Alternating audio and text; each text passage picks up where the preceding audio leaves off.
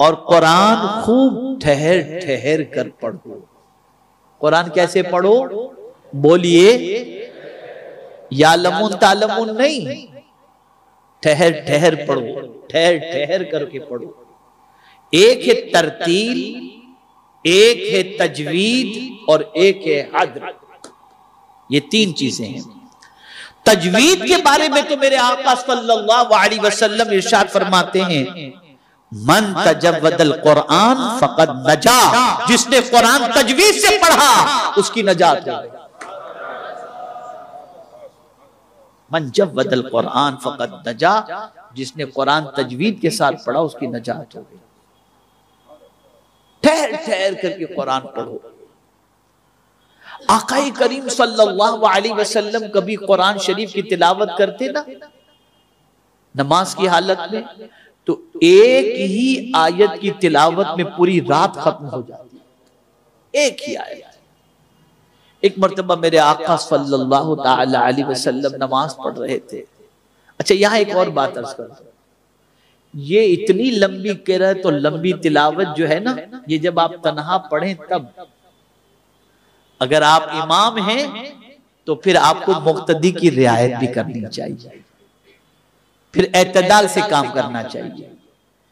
इसलिए कि आप जवान हैं, आप ज्यादा देर तक खड़े रह सकते हैं। अगर बूढ़ा जमात से नमाज पढ़ रहा है या बच्चा जमात से नमाज पढ़ रहा है तो वो इतनी देर खड़ा नहीं रह सकता। तो एतदाल का दामन थामना ये जरूरी है, न मुख्तसर हो न ज्यादा हो, दरमियानी किरत करके आप अपनी नमाज को मुकम्मल करें जब इमाम हो। लेकिन जब तन्हा हो तो फिर आपका जी चाहे तो आप एक ही रात के अंदर आधा कुरान पढ़ डालें, कोई मुश्किल बात नहीं। एक ही रकात के अंदर आधा कुरान पढ़ डाले, कोई मुश्किल बात नहीं। लेकिन हमारे यहाँ ये होता है, देखिए मादरत के साथ तजर्बा है, पब्लिक में सलाम पढ़ना हो तो 5, 7, 8, 10 शेर पढ़ेंगे और अकेला पढ़ना हो तो एक में काफी। भागे होता है, ये नहीं होता? बताइए आप। अकेले आदमी नमाज पढ़ता है तो जल्दी जल्दी पढ़ के खत्म, और पब्लिक में जब पढ़ता है तो थोड़ी सी मेरी आवाज अच्छी है, तिलावत लंबी हो, लोगों को मजा आए। हमारा सारा काम दुनिया को दिखाने के लिए हो गया।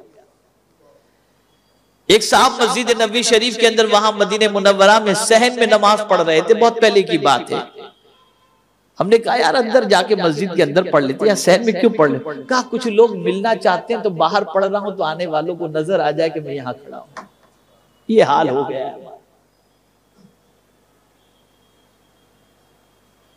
और वो इबादत अल्लाह को सबसे ज्यादा पसंद है जो तन्हाई के अंदर बंदा करता है। इसको याद रखें, तन्हाई में क्या होता है? बंदा होता है, खुदा होता है, कोई तीसरा होता ही नहीं है। ऐसी इबादत मेरे करीम को बहुत पसंद है और मौला उसे बहुत पसंद फरमाता है। तो मेरे प्यारे आका सल्लल्लाहु ताला अलैहि वसल्लम के प्यारे दीवानों, रसूल आजम सल्लल्लाहु अलैहि वसल्लम कभी एक रकात, एक आयत पर ही पूरी नमाज मुकम्मल कर देते थे, पूरी रात मुकम्मल कर देते थे। एक आयत के बारे में हदीस शरीफ में एक मर्तबा आका करीम सल्लल्लाहु अलैहि वसल्लम नमाज के लिए खड़े हुए और ये आयत करीमा जबान पर जारी हुई, इन तुअज़्ज़िबहुम फइन्नहुम इबादुक व इन तग़फिर लहुम फइन्नका अंतल अज़ीज़ुल हकीम। अगर उनको तू अजाब दे तो मेरे मौला वो तेरे ही बंदे हैं, वो तेरे ही बंदे हैं, और अगर उन्हें माफ फरमा दे तो बेशक तू हिकमत वाला है, मेरे मौला तू गालिब है।